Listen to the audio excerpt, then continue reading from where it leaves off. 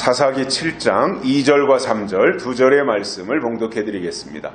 여호와께서 기드온에게 이르시되 너를 쫓은 백성이 너무 많은즉 내가 그들의 손에 미디안 사람을 붙이지 아니하리니 이는 이스라엘이 나를 거스려 자긍하기를 내 손이 나를 구원하였다 할까 함이니라. 이제 너는 백성의 귀에 고하여 이르기를 누구든지 두려워서 떠는 자여든 길르앗 산에서 떠나 돌아가라 하라 하시니 이에 돌아간 백성이 22,000명이요 남은 자가 10,000명이었더라. 아멘. 한 주간 동안도 평안하셨습니까? 어떻게 오늘 깜빡 잊어버리고 주보를 안 보내드렸네요. 주보 없는 예배를 오늘 드려야 되겠습니다. 팔등신이라는 말이 있습니다.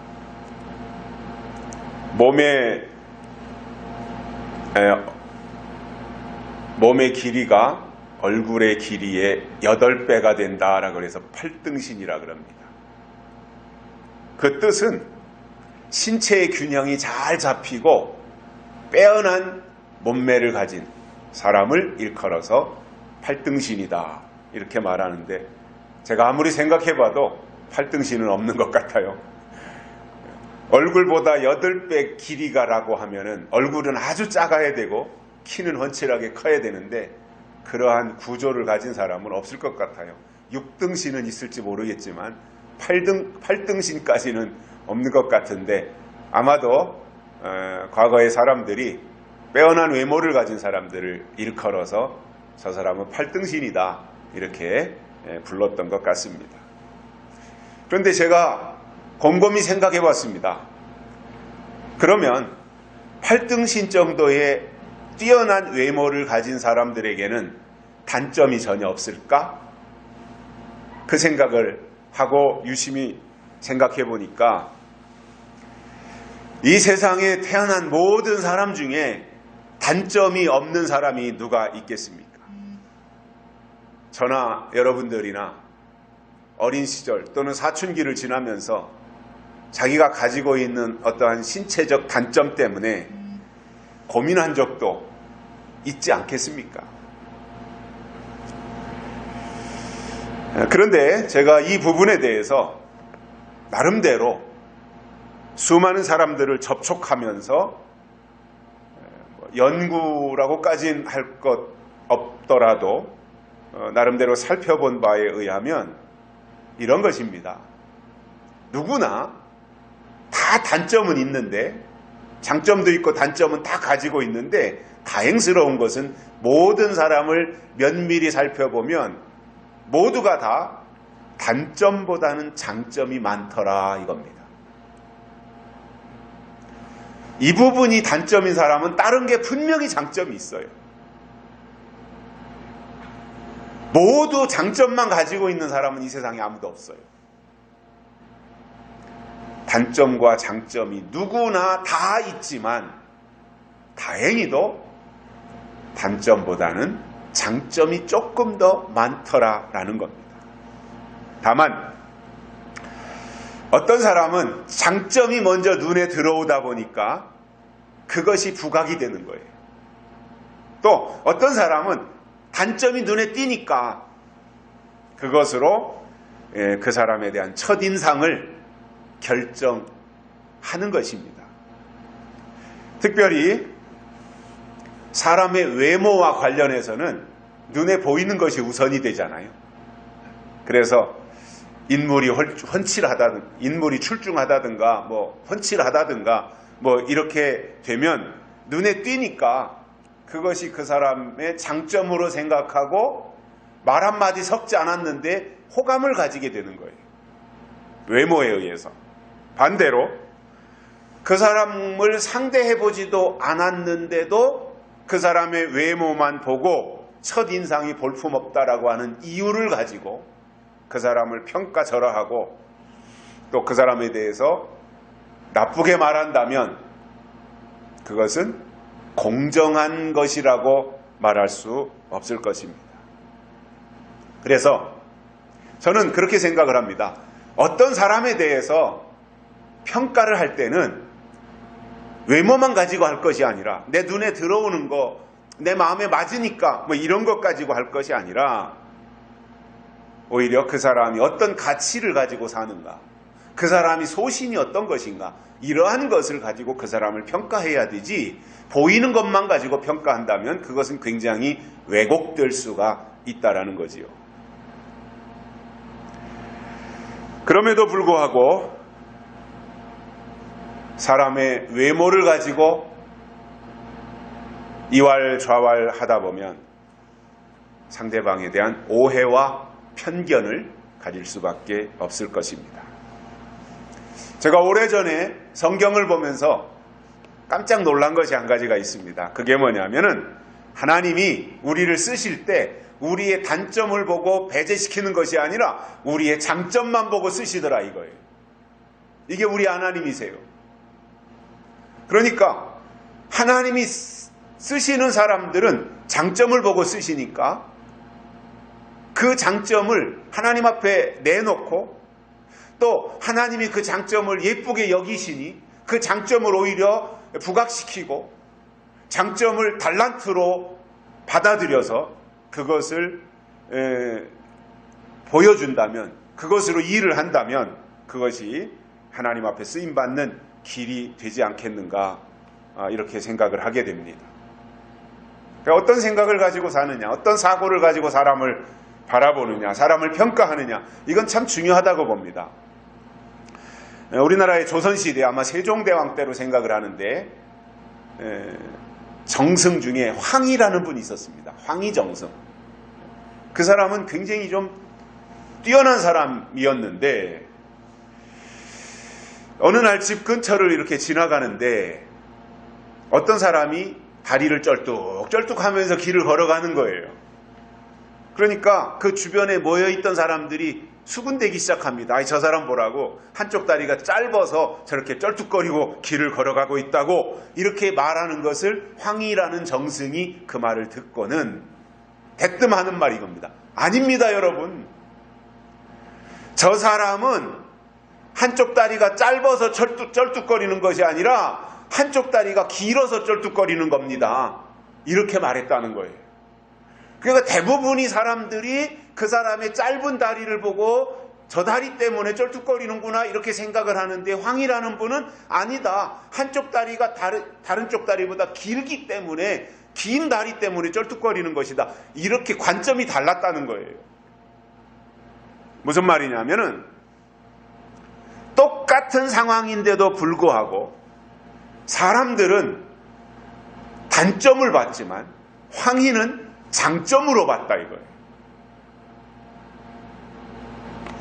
하나님도 우리의 장점을 보고 쓰신다면 우리도 사람들을 대할 때 장점을 보려고 해야 된다 그 말입니다. 그전에도 제가 우리 교회 안에서 신앙생활했던 오래전이에요. 한 30년쯤 전에 신앙생활했던 분들 가운데 꼭 처음 만난 사람, 이렇게 이제 교회 새로운 사람들이 있을 수 있잖아요. 그러면 돌아서서 이제 하는 말이 꼭 처음 만났는데 그 사람의 단점을 가지고 말하는, 그 사람의 어떤 특징을 가지고 아주 꼬아서 말하는 사람이 있었어요. 한 번은 곱슬머리에 옥리인 사람이 교회를 왔어요. 근데 영케 그거 우리는 그냥 유심히 보는데, 그리고 그것을 그 사람의 어떤 가지고 있는 특징이라고 보지 않고 그냥 이렇게 자연스럽게 보고 마는데, 그분은 꼭 그런 신체적 특징을 가지고 말을 하더라고요. 그러면서 하는 말이 저분은 곱슬머리에다가 옥리기 때문에 보통 사람이 아니라는 거예요. 그러니까 그 말을 들으면 그가 하는 말이 이제 저에게 선입견이 되는 거잖아요. 그래서 저는, 그런데 그게 한두 번이 아니었고 매번 그분은 그런 식이었어요. 그런데 그렇게 생각하는 분이 이렇게 잘 되질 않더라고요. 상대방의 어떤 약점을 보고 단점을 보는 사람들이, 왜냐하면 그 사람 이 의식 자체가 부정적이라는 말이거든요. 그러다 보니 그 사람이 이렇게 잘 되질 않아요. 우리가 하나님이 우리의 장점을 보고 지금까지 이끄셨다면 우리도 사람들을 대할 때 이왕이면 장점을 먼저 보자 그 말이에요. 하나님이 기드온을 부르실 때도 장점을 보고 부르셨어요. 기드온의 장점을 보신 거예요. 그리고 이스라엘의 앞으로의 운명을 좌우할 대단한 일을 그에게 맡기셨고 기드온이 사사가 될 수 있었던 겁니다. 그러면 우리가 그동안에 지난주에도 들었던 말씀들을 보면 이스를 통해서 기드온이 하나님께 표적과 징조를 구했습니다. 하나님이 그대로 기드온의 요구대로 손뭉치에 이슬이 오고 땅에는 안 오고 반대로 땅에는 이슬이 내리는데 손뭉치에는 이슬이 안 내리고 이러한 경험을 통해서 이제 하나님에 대한 확신을 얻은 거예요. 그리고 하나님이 이스라엘을 이렇게 구원하시려고 하는구나 하는 하나님의 의도를 알았고 하나님의 계획까지도 알게 되어진 이후에 이제 나팔 소리를 듣고 여러 지파에서 몰려왔지 않습니까? 그리고는 그들을 데리고 이제 기드온도 진을 쳤어요. 왜냐하면 미디안의 군대와 싸워야 되기 때문에 진을 치고 이제 대치를 하게 된 겁니다. 그 상황에서 수만 명이 몰려왔으니까 32,000명이 작은 숫자가 아니잖아요. 그 많은 사람들이 이제 몰려와서 우리도 조국을 위해서 싸우겠다, 국가를 위해서 싸우겠다라고 의지를 불사르니까 나름대로 거기에 모인 사람들의 사기도 충전됐을 것이고 의기도 양양했을 상황에서 하나님이 기드온을 부르셔가지고 야 기드온아 이렇게 해야 된다 라고 말씀하신 내용. 그래서 이 좋은 분위기 속에서 하나님이 기드온에게 이르신 말이 무엇이었는지 오늘 세 가지를 깨닫고 은혜를 받겠습니다. 첫째로는 너를 쫓는 백성이 너무 많다라는 말씀을 하셨습니다. 자, 그러면 이제 뭔가 막 싸울 의지가 불타오르고 사기도 충천하고, 왜냐하면 나 혼자 나가서 싸우는 게 아니라 수만 명이 동원됐으니까 이제 그런 상황인데 하나님은 너무 많다는 거예요. 그러니까 기드온의 입장에서는 굉장히 어리둥절할 수 있는 상황이에요. 이게 도대체 무슨 말씀이신가 하나님이. 왜냐하면 지금 미디안이 아말렉과 연합해서 쳐들어왔잖아요.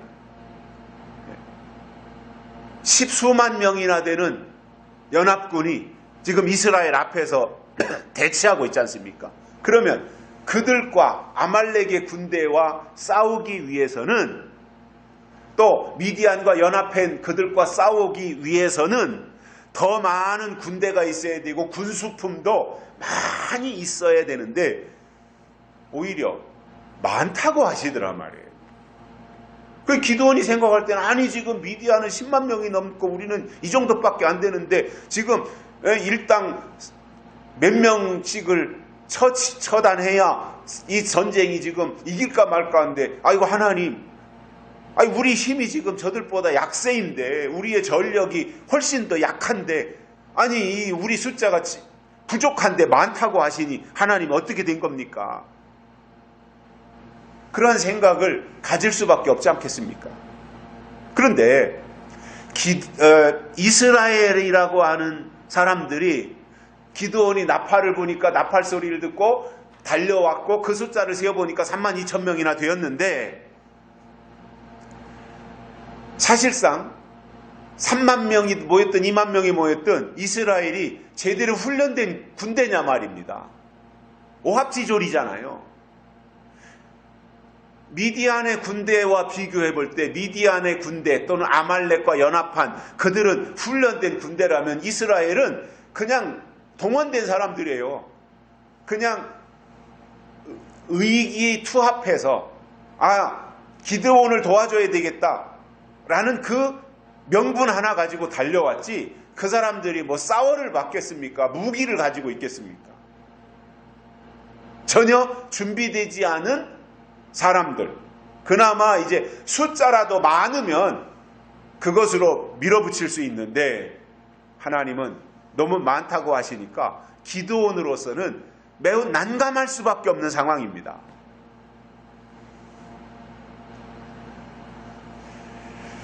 그런데 고린도전서 10장에 보면 바울이 그런 말씀을 하셨습니다.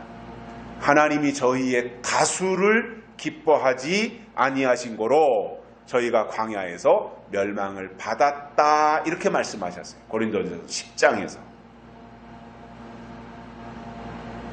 하나님이 저희의 다수를 기뻐하지 않으셨다 이겁니다. 숫자 많은 것을 하나님이 기뻐하시지 않았다 이겁니다. 광야에 나온 이스라엘 백성들이 60만 3,550명이나 되었는데 그 숫자를 하나님이 기뻐하시지 않았다라는 거예요. 만약에 여러분 하나님이 숫자 많은 것을 우선으로 치셨다면 소수의 이스라엘 민족을 붙잡고 계실 것이 아니라 숫자적인 면에서 월등하게 많은 이방 나라들과 함께 하시는 게 맞아요. 하나님이 숫자에 연연하신다면. 그러나 하나님에게 중요한 것은 숫자가 아니라 오히려 다윗처럼 하나님의 마음에 합당한 사람, 하나님의 생각을 품고 있는 사람, 그리고 나아가서 하나님을 위해서 싸워줄 수 있는 사람, 이러한 하나님 편에서 하나님 입장을 지지해 줄 수 있는 창조적 소수를 하나님은 오히려 찾고 계셨던 겁니다. 예수님께서도 마태복음 7장에서 좁은 문으로 들어가라, 멸망으로 인도하는 문은 크고 그 길이 넓어 그리로 들어가는 자가 많다라고 하셨습니다. 우리가 예수님의 역설을 잘 이해해야 됩니다.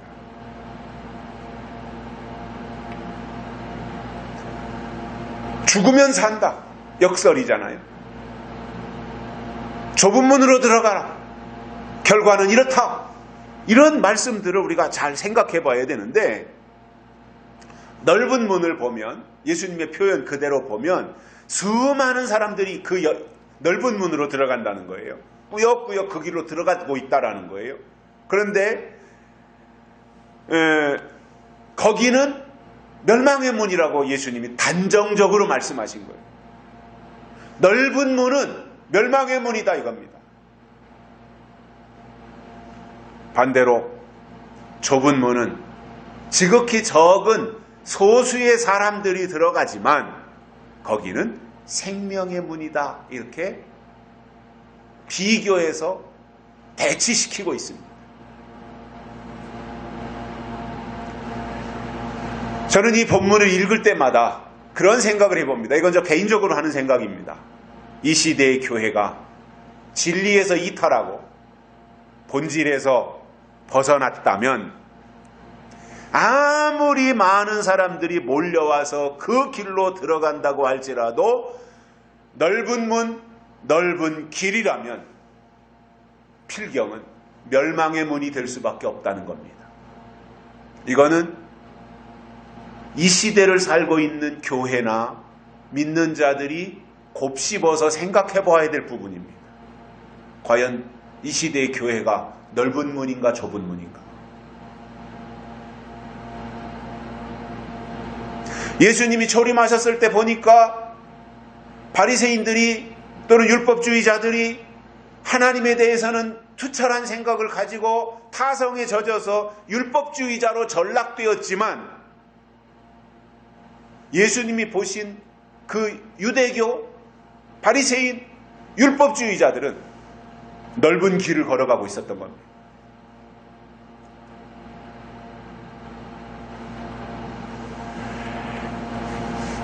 제가 역사를 공부하면서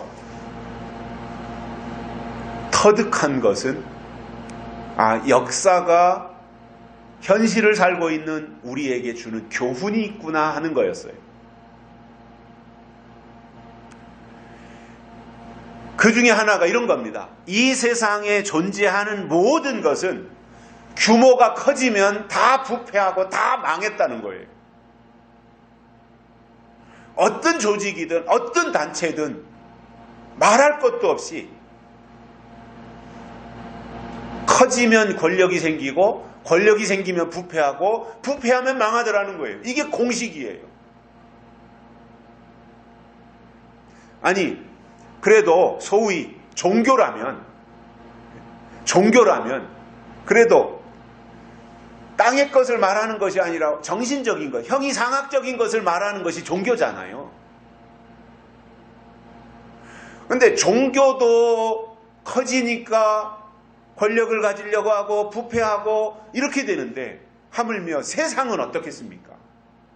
땅의 것만을 위해서 사는 사람들의 모인 집단은 어떻게 했냐 말이에요.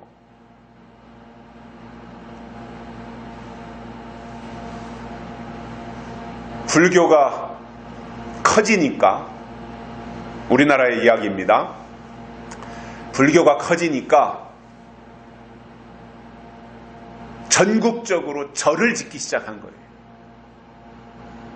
그러면 절을 지려면 돈이 있어야 돼요.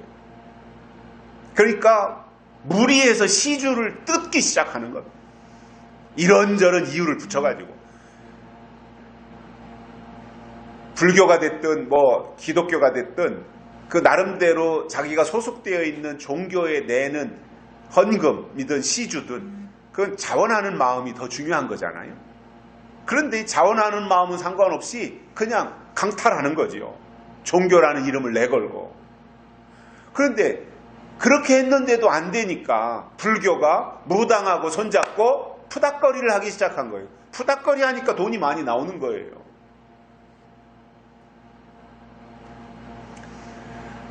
그래서 우리 국가적으로 불교가 어려울 때 한 좋은 긍정적인 면도 있습니다. 호국불교라 그래가지고 불교가 국가를 나라를 위해서 한 좋은 긍정적인 면도 있지만 사실은 불교가 커지면서 부패하고 결국은 불교가 망했던 겁니다.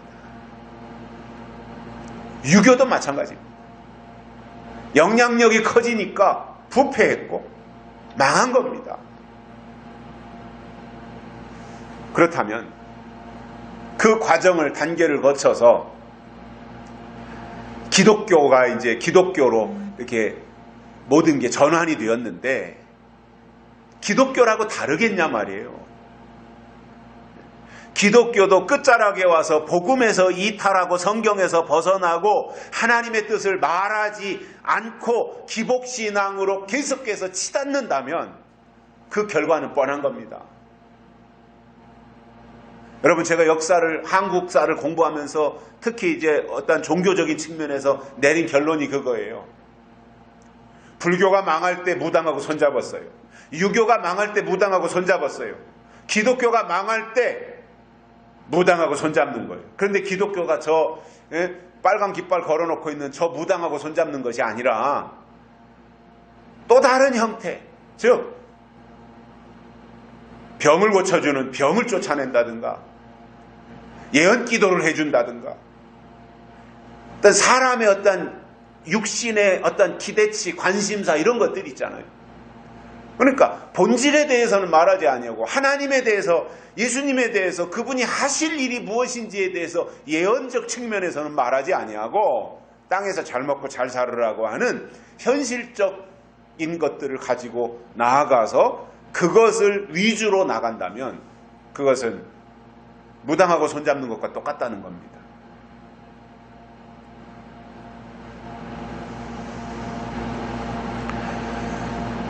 제가 우리 기독교를 평가절하하는 것은 절대로 아닙니다. 기독교에 대한 폄하하고자 하는 의도는 전혀 없습니다. 저는 우리 기독교가 잘 되기를 바라고 교회가 올바로 나아가 끝까지 사명을 감당하기를 저는 진심으로 바라고 있습니다.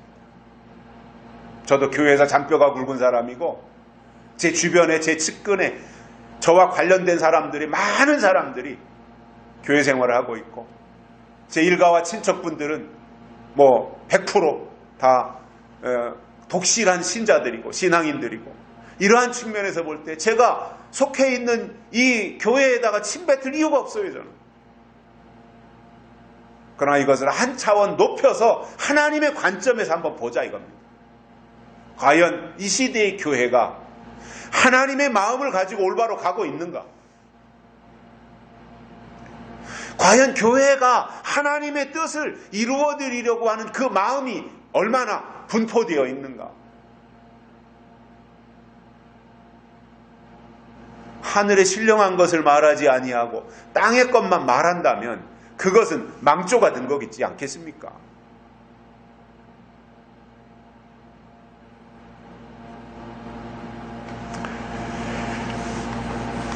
그러므로 그 문이 얼마나 크냐, 그 길에 얼마나 많은 사람들이 지금 가고 있느냐, 이것으로 교회를 평가하면 안 된다 그 말이에요. 예수님의 말씀이 그거예요 지금. 그게 아니라 과연 그 문이, 과연 그 길이 생명으로 인도하는 문인지 멸망으로 인도하는 문인지 그것을 볼 수 있는 안목을 가지라 그거예요. 제가 분명히 말씀드릴 수 있는 것은 정말 성경적인 신앙을 가진 사람들은 숫자에 얽매이지 않더라 그 말이에요. 어떤 면에서는 숫자 많이 모이는 것이 부패하고 변질될 가능성이 훨씬 많고 멸망의 문이 될 수도 있는 겁니다.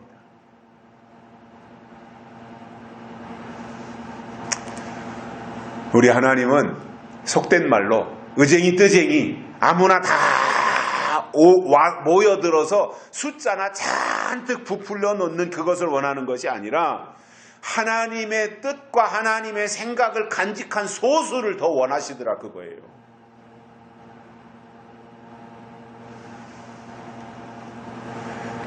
백만 명이 모여있는데 그것이 다 건불이고 쭉정이가 모여있는 것보다 100명이 모여있어도 알곡이 모여있는 것이 훨씬 더 실속이 있는 겁니다.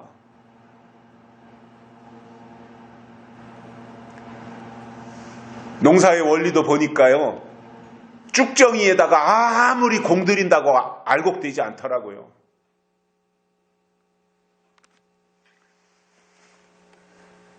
우리는 이왕이면 성경을 통해서 하나님의 의도를 제대로 알고 신앙생활 해 나가기를 원하는데, 성경에 나오는 그 하나님의 역사를 보면 소수 정예화를 통해서 일하시더라는 거예요. 소수 정예화. 창세기 14장에 보면 아브라함의 집에서 길들여진 318명이 나옵니다. 그들이 네 왕을 물리치고 승리합니다. 창세기 35장에 보면 야곱의 12 아들 중에서 요셉을 하나님이 들어서 쓰시는 그 놀라운 사실들을 우리가 볼 수 있습니다. 창세기 22장에 보면 다윗의 아둘람 굴에 400명이 있었는데 그들이 사울의 왕국을 무너뜨렸어요. 사울의 왕국에 모인 숫자가 30만 명이 넘었습니다. 사울 왕국의 군대가. 그런데 400명이 그들을 물리쳤어요. 열왕기상 18장의 갈멜산에서 엘리야가 바알의 선지자 450명을 물리칩니다. 이거는 기적 중에 이런 기적이 없는 거예요. 사도행전 2장의 마가다락방에 모여서 성령을 받은 120문도가 그 당시에 극성을 부렸던 바리새인들, 율법주의자들 다 물리치고 은혜시대라고 하는 새로운 물결을 만들어 냈던 사람들입니다.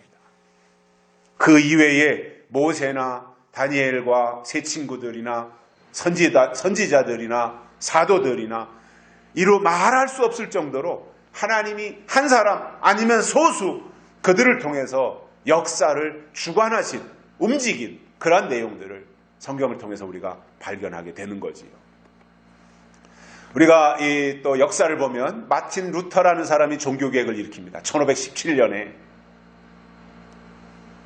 그런데 루터가 종교개혁을 일으킬 때 대대한 루터를 지지해주는 거대한 조직이 있었던 게 아니에요. 그야말로 혈혈단신입니다. 워낙 로마 교황청이 부패한 것을 견디다 못해서 95개 조항의 이 반박문을 성명서를 발표하고 그리고 혼자서 거대한 조직인 교황청을 공격하고 교황청과 싸웠던 거예요. 이건 누가 보더라도 계란으로 바위를 깨뜨리겠다고 도전하는 것과 다를 것이 없는 거예요. 이런 무모한 도전이 어디 있어요? 이런 어리석은 사람이 어디 있어요? 루터, 교황청을 상대로 싸움을 거는 이러한 사람이 어디 있습니까? 이게 상식적으로 옳은 이야기입니까? 맞는 이야기입니까? 아니지 않습니까? 그러나 루터는 온갖 수모와 모욕을 당하면서도 좌절하지 않고 그 거대한 조직과 맞서서 싸우면서 루터는 처음에는 천주교 신부였지만 교황청이 이렇게 썩었다. 교황청이 이렇게 부패했다. 이렇게 가서는 안 된다. 면죄부를 팔고 말이죠. 이러한 형태들을 보면서 그걸 다 까발리고는 탈퇴해서 이게 아니다. 오직 믿음으로 라는 새로운 신앙의 틀을 만들어 놓은 것이 루터입니다. 그래서 우리 개신교라고 하는 우리 기독교, 개신교라고 하는 이름을 붙인 이 기독교, 사실상 개신교는 우리가 하는 말은 아니에요. 우리는 그냥 기독교인데 개신교라고 하는 것은 천주교 사람들이 붙여준 거예요. 반항자들이다 이거예요. 반항자, 프로테스탄트, 반항자, 개신교. 근데 이제 뭐 얘기가 나왔으니까 루터가 천주교에서 이제 신부로 있다가 나와가지고 기독교의 어떤 정통성을 새롭게 종교개혁을 일으키고 만드는데 천주교의 신앙이라고 하는 것은요. 천주교도 천주, 하나님을 믿으면서 플러스 선행을 쌓아야 된다 이겁니다. 그런데 어디까지 선행을 쌓아야 되는가에 대한 없어요. 하나님을 믿어야 되고 천주교 교리가 그렇습니다. 하나님을 잘 믿어야 되고 그리고 선을 쌓아야 된다. 그런데 선을 쌓는 것이 교황청에서 요구할 때 그때마다 하라 이거예요. 그러면은 헌금을 하라 그러면 헌금을 하고 어디로 유럽 어느 지역에다가 성당을 지어야 되니까 거기에다가 헌금을 하라. 그런데 헌금을 뜯어가다 안 되니까 죽은 조상들의 헌금까지 바치겠잖아요. 그래서 내가 교회 가서 내 조상, 내 할아버지가 돌아가셨는데 그때 천주교를 안 다니고 돌아가서 지옥에 가 있는데 그 지옥에 가신 할아버지의 이름으로 내가 헌금을 준비해가지고 헌금함에다가 헌금을 딱 넣어서 그 헌금이 땡그랑하고 헌금함에 떨어지는 순간 지옥에 가 있던 내 할아버지의 영혼이 천국으로 간다. 이렇게 가르친 것이 천주교예요. 제가 고등학교 다닐 때 세계사 가르쳤던 선생님이 얼마나 그 부분을 재밌게 설명했었던지요. 그래서 아직도 기억하고 있어요. 이야, 그러니까 이 종교가 부패하면요, 세상만도 못합니다. 종교가 썩으면요, 별짓 못할 짓이 없는 겁니다. 그래서 하나님을 믿는 믿음 플러스 선행, 그 선행은 한계가 정해진 게 없으니까 그때마다 이제 성당이나 교황청에서 요구하는 것을 해야 되는 거니까 이게 기준이 없는 거잖아요. 근데 거기에서 이제 반항을 하고 루터가 종교개혁을 일으키고 나와서는 다른 건 다 필요 없다. 선행이고 이런 거 필요 없고 오직 믿음으로 이것이 루터의 개혁의 일성이었던 겁니다. 오직 믿음으로.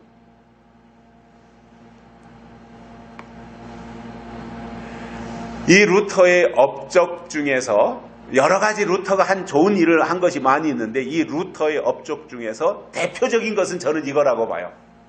이제 오직 믿음으로 내건 건 당연한 거지만 그 다음으로 루터가 한 일이 뭐냐면 그때 당시에 1500년 당시에 성경은 다 라틴어로 되어 있었어요. 루터는 독일 사람이잖아요. 그러니까 그때 당시에 신부가 될 사람은 신학교에서 라틴어를 배웠으니까 신부들은 라틴어로 된 성경을 다 봐요. 근데 독일 사람들은 라틴어를 어떻게 봐요? 공부를 안 하는데. 그러다 보니 신부들이 자기만 아는 성경을 가지고 그냥 성경 읽어놓고 무슨 소리를 해도 그냥 다 신자들의 입장에서는 그 당시에 성당을 다녔던 신자들의 입장에서는 신부들이 하는 모든 말을 그냥 다 하나님의 말씀으로 받아들일 수밖에 없었던 거예요. 왜냐? 라틴어로 된 성경을 어떻게 읽어요? 그런데 마틴 루터가 한 매우 중요한 업적이 뭐냐면 라틴어로 된 성경을 독일어로 번역을 한 거예요. 루터가. 그래서 신부들만 읽던 성경을 신자들도 읽을 수 있도록 다 보급하는 역할을 한 것. 그러다 보니 이제 신자들이 성경을 보다 보니 신부들이 함부로 말하지 못하는 거예요. 성경 읽어놓고 엉뚱한 소리 못하게 되는 거예요.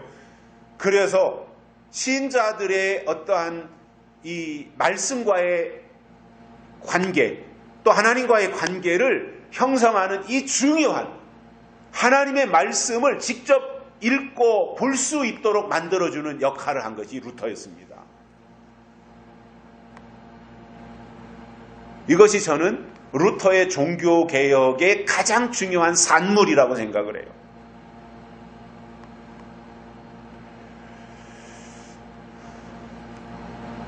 하나님이 기드온을 향해서 말씀하신 것은 나팔 소리를 듣고 달려온 사람들 참 좋다.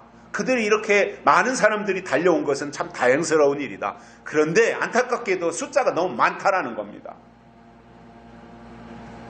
기드온의 입장에서는 매우 놀란 일이었지만 그러나 그렇게 말씀하신 분이 하나님이시기 때문에 기드온은 이유 없이 말씀하시는 그분의 음성을 듣고 그렇게 할 수밖에 없었던 거지. 그래서 너무 많다고 하면 많은 거예요. 그건 줄여야 되는 거예요. 하나님이 저들은 죽이라 그러면 죽이는 거예요. 하나님의 말씀대로 하는 것이 중요하다 그 말입니다. 두 번째로는 그들의 손에 미디안 사람을 붙이지 않겠다고 하셨습니다. 많은 32,000명이나 되는 동원된 그 사람들이 숫자가 많기 때문에 그들의 손에다가 미디안을 붙이지 않겠다는 거예요. 왜냐하면 그 이유에 대해서 7장 2절에서 이렇게 말씀합니다. 이스라엘이 나를 거스려 자긍하기를 내 손이 나를 구원하였다 할까 함이니라. 이렇게 백성들이 생각할까 봐 그 숫자는 안 된다. 그 숫자는 너무 많다라고 말씀하셨다는 거예요. 자, 그러면 하나님 입장에서 볼 때 하나님은 사람들로부터 영광을 받기를 원하시고 모든 일은 하나님이 하셨다라고 하는 것에 대해서 인정받기를 원하시는 것이 하나님이세요. 하나님이 하신 일입니다. 이거를 하나님이 듣고 싶으신 거예요. 이거는 내가 잘나서, 이거는 우리 숫자가 많아서, 이건 우리가 잘 싸워서, 이건 우리가 이긴 거야. 이걸 하나님이 절대 원치 않는다는 거예요.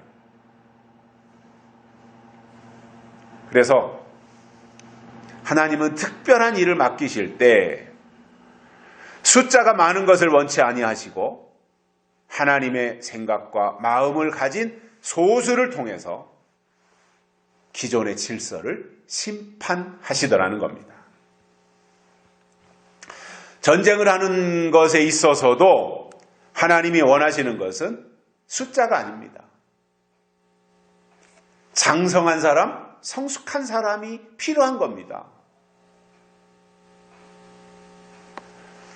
그러면 하나님은 장성한 사람을 원하시는데 신앙이 어떻게 장성할 수 있는지에 대해서 히브리서 5장에서 말씀하시는 것을 보면 대저 젖을 먹는 자마다 어린아이니 의의 말씀을 경험하지 못한 자요 단단한 식물은 장성한 자의 것이니 저희는 지각을 사용함으로 연단을 받아 선악을 분별하는 자들이니라 이렇게 말씀했습니다.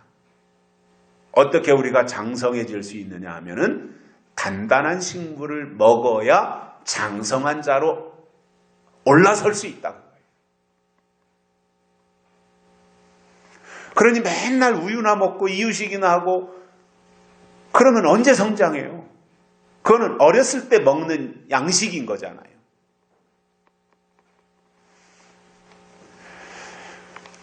그러한 차원에서 하나님은 가끔씩 어린아이 신앙과 장성한 신앙을 구분해서 분류하시기도 합니다. 그럼에도 사람들은 숫자를 중요하게 생각하고 교회를 선택할 때도 몇 명 모이느냐, 크냐 작으냐 이런 것을 중요하게 생각하지만 하나님은 숫자가 아니라 하나님의 마음과 생각을 얼마나 이해하고 간직하는 사람들이 있느냐 이게 중요하다는 거예요. 물론 교회라면 저는 기본적인 숫자는 있어야 된다고 봅니다.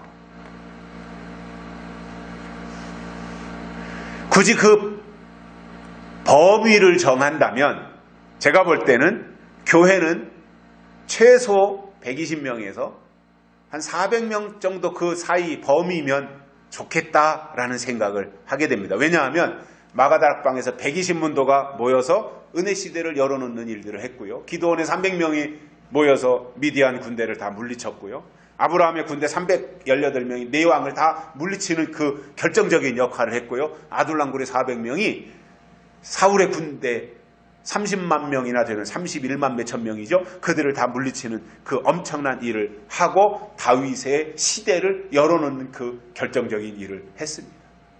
많은 숫자 가지고 이긴 것이 아닙니다. 아주 적은 소수 가지고 그 역할을 거뜬히 해냈던 겁니다. 여기서 우리가 알 수 있는 것이 이런 것입니다. 하나님의 일은 숫자로 하는 것이 아니라 약속과 믿음으로 하기 때문에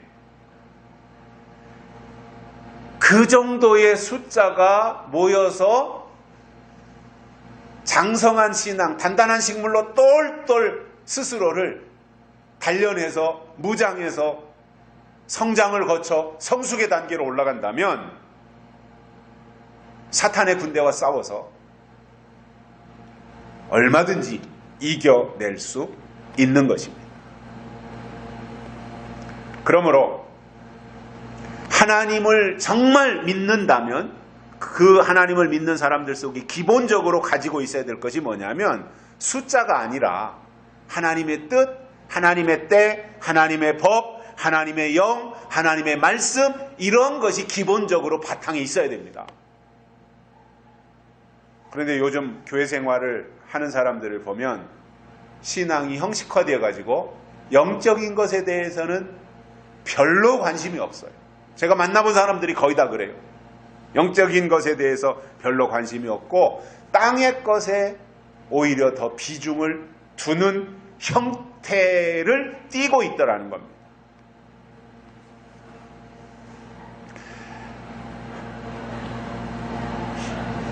그러다 보면 믿음은 주일날 예배에 참석하는 것을 믿음이라고 말하게 되는 거예요. 너무 쉽게 가는 거죠. 주일날 교회 가고 주일날 예배에 참석하면 믿음이다. 이렇게 생각한다면 그것은 믿음이 뭔지 모르는 사람들의 이야기예요. 믿음이 뭔지 모르는데 믿음이 있겠습니까? 교회 다니는 것이 믿음이라고 생각하는 사람들 속에 과연 하나님이 원하시는 믿음이 구축될 수 있겠느냐 그 말이에요. 제가 수없이 강조한 것이기도 합니다마는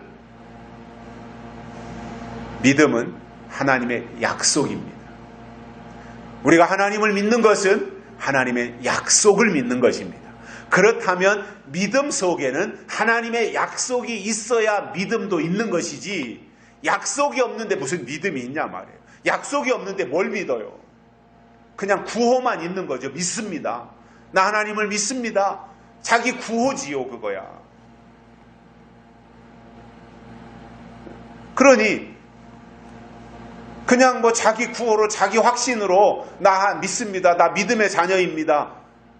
그러면은 자기 위로는 될지를 모르지만 하나님이 그것을 인정하시겠냐 말이에요. 아무리 주의 이름으로 선지나 노릇하고 귀신을 쫓아놓고 권능을 행했다고 할지라도 예수님이 내가 너희를 도무지 알지 못하노라. 왜냐? 불법을 행했구나. 이렇게 결론을 내리시지 않겠냐는 거죠. 그래서 약속이 있어야 믿음도 있는 것이지 약속이 없으면 믿음이 없는 것이고 믿음이 없으면 구원도 없는 것입니다.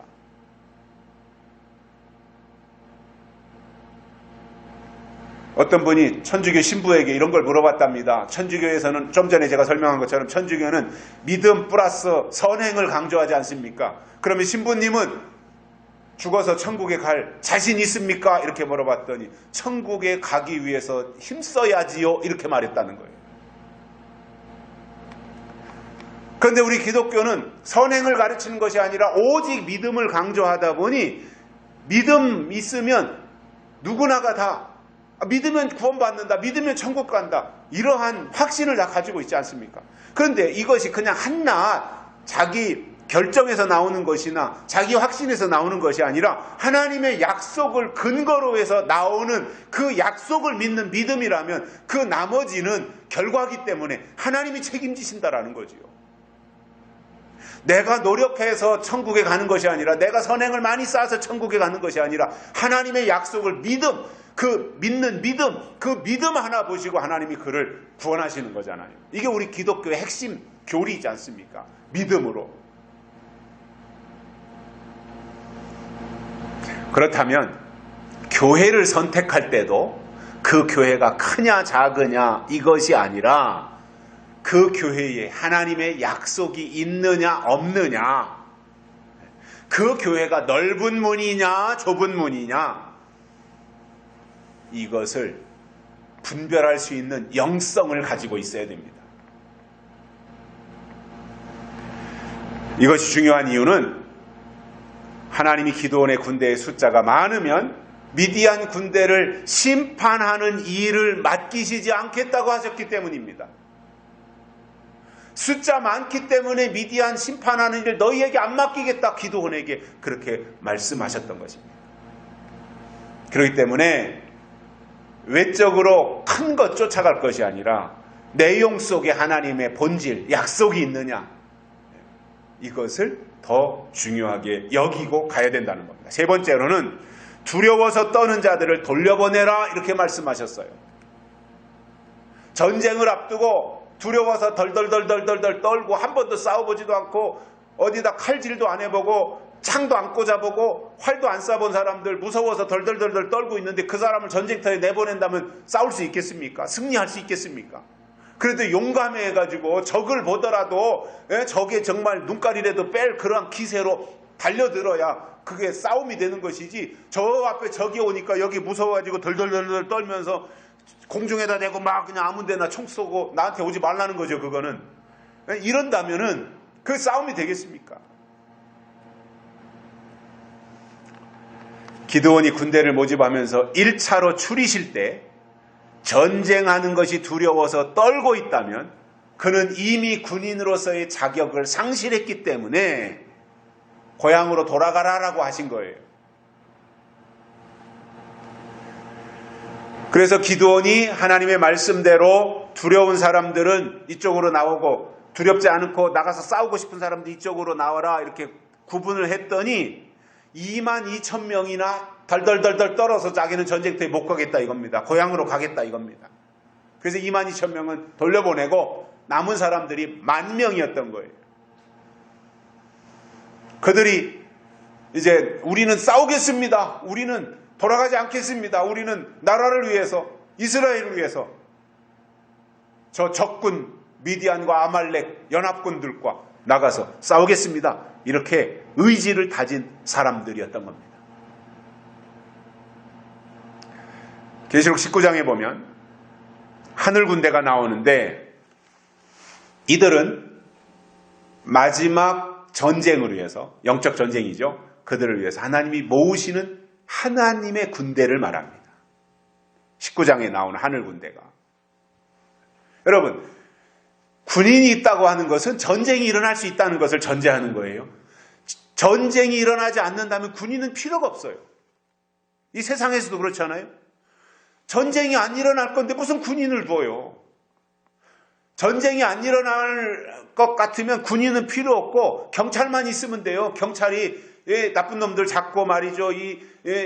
범죄자들 잡고 법을 위반하는 사람들 잡고 그래서 사회를 안전하게 갈 수 있도록 지켜주는 경찰만 있으면 되지. 군인은 적하고 싸우는 게 군인이잖아요. 경찰은 내부 국민들을 이렇게 단속하는 것이 경찰이라면. 그러면 구약 성경에도 보면은 수많은 전쟁이 나오고 하나님이 주신 기업을 지키는 전쟁을 거룩한 전쟁, 성전이라고 말씀하셨는데 요한계시록에도 전쟁이 나오더라 이겁니다. 그러니 하늘 군대가 있다고 하는 것은 하나님의 군대가 있다는 말인데 사탄의 군대도 있다는 말이잖아요. 그러면 이들이 언젠가는 한판 붙을 거 아닙니까? 대대적인 전쟁이 일어나지 않겠습니까? 그 계시록에서 전쟁을 설명하는 것을 보면 두 가지 형태로 전쟁을 설명하고 있는데 하나는 미가엘과 용의 전쟁이라고 했고 다른 하나는 아마겟돈 전쟁이 나옵니다. 그래서 미가엘과 용의 전쟁이 교회 전쟁의 신호탄이라면 아마겟돈 전쟁은 교회 전쟁이 끝나는 것을 알려주는 내용이에요. 먼저 미가엘과 용의 전쟁이 일어나면 그때부터는 교회가 영적인 교회와 육적인 교회로 딱 갈라지기 시작하는 겁니다. 그래서 미가엘과 용의 전쟁, 계시록 12장에 나오는 거기에서 이제 해를 입은 여자 이런 내용을 통해서 영적인 교회와 육적인 교회가 거기서 딱 구분이 되어서 영적인 교회는 영적인 방향으로 나고 육적인 교회는 점점 육적인 방향으로 추락해가는 거예요. 아마겟돈 전쟁은 제가 오늘은 이 부분에 대해서 길게 설명하려는 것이 아니라 이 기드온의 이 전쟁에 대한 설명을 하기 위해서 간단하게 말씀을 드리는 건데 이 아마겟돈 전쟁은 예수님과 하늘 군대가 한편이 되는 것이고 그리고 용과 짐승과 거짓 선지자와 악인들이 한편이 되어서 싸우는 마지막 전쟁인 겁니다. 많은 사람들이 그동안 아마겟돈 전쟁을 중동에서 일어날 3차 세계대전이라고 말했습니다. 지금도 그렇게 말하고 있습니다. 왜냐하면 이 아마겟돈의 내용 속에 큰 강 유브라데가 포함이 되어 있기 때문에 아마겟돈과 유브라데를 연결시켜 보니 저 중동 지역에 있는 유브라데 강으로 이야기를 해서 이 아마겟돈 전쟁은 3차 세계전쟁이고 이것은 핵전쟁이다. 이렇게 주장하는 사람들이 대부분입니다. 지금도. 그러나 박상호 목사님은 아마겟돈 전쟁을 마지막 때 요한계시록의 말씀이 열리고 인치는 역사가 일어나는 곳을 아마겟돈이라고 정의 내리셨습니다. 아마겟돈이라고 하는 단어의 뜻이 뭐냐면 싸우는 곳이다 이 말이에요. 싸우는 곳, 전쟁이 일어나는 곳, 이게 아마겟돈이 가지고 있는 뜻이에요. 그래서 육적인 신앙을 가지고 있는 사단의 군대와 영적인 신앙을 가지고 있는 하나님의 군대가 맞붙어서 마지막으로 싸우는 곳을 아마겟돈이라고 상징적으로 말씀한 것이고 이것을 위해서 새 영을 아마겟돈으로 모으신다고 하셨는데 이 전쟁에서 예수님이 승리하시는 것을 이미 성경에 기록하고 있습니다. 걱정할 이유가 없다는 이야기예요. 이미 승리가 누구인지는 정해져 있다라는 겁니다. 기드온이 지금 아말렉과의 전쟁을 앞두고 더 많은 군대가 필요하고 더 많은 싸움꾼들, 싸움닭들이 더 많이 있어야 된다고 생각했을 텐데 하나님은 NO 하신 겁니다. 기드온 아니다. 그건 절대로 아니다. 두려워서 떠는 자 돌려보내. 이것이 여러분 하나님의 작전이었던 겁니다. 여러분 사람의 작전과 하나님의 작전 중에서 중요한 것은 하나님의 작전이에요. 하나님이 작전 계획을 세우시고 하나님이 전략을 알려주시면 기드온은 그대로 따라가면 승리는 하나님이 쟁취해 주시는 거예요. 성경에 보면 전쟁은 여호와께 속한 것이니 이렇게 말씀하셨기 때문에 하나님이 함께 하시는 전쟁은 숫자나 무기로 싸우는 것이 아니라 하나님이 싸워주시는 전쟁인 겁니다. 그래서 하나님으로 이기는 거예요. 결론으로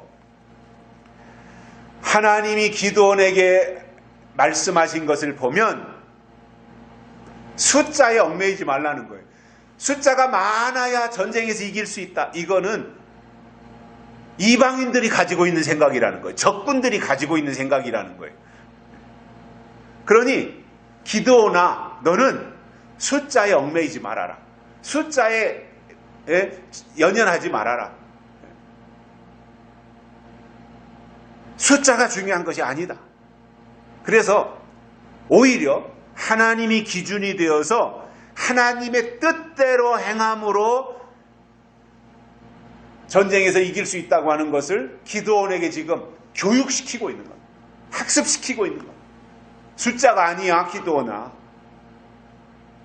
내 말대로 해야 되는 거야. 이런 것들을 기드온에게 말씀하신 것을 보면서 이 시대에 우리들도 하나님이 기준이 되어서 하나님의 뜻대로 행하고 나갈 때 앞으로 교회 안에서 일어날 신앙 전쟁에서도 기드온처럼 담대하게 말씀 앞에 순종하고 나갈 수 있는 믿음의 장부들이 되시기를 주의 이름으로 축복합니다. 살아계신 하나님 아버지 감사합니다. 오늘 또 우리를 불러주시고 하나님의 말씀을 듣게 해주셔서 감사를 드립니다. 하나님이 기드온에게 요구하신 이 내용들처럼 우리도 하나님의 일을 행하는 데 있어서 눈에 보이는 외적인 것이나 숫자나 규모나 크기나 이런 거에 빠지지 아니하고 오히려 하나님의 약속을 근거로 해서 하나님이 하실 일을 우리의 마음에 품고 하나님 편에서 하나님의 일을 끝까지 이루어 드릴 수 있는 저희들 되도록 복을 내려 주옵소서. 다시 오실 예수님의 이름으로 간절히 기도드리옵나이다. 아멘. 찬송가 379장 부르시면서 헌금 드리시겠습니다.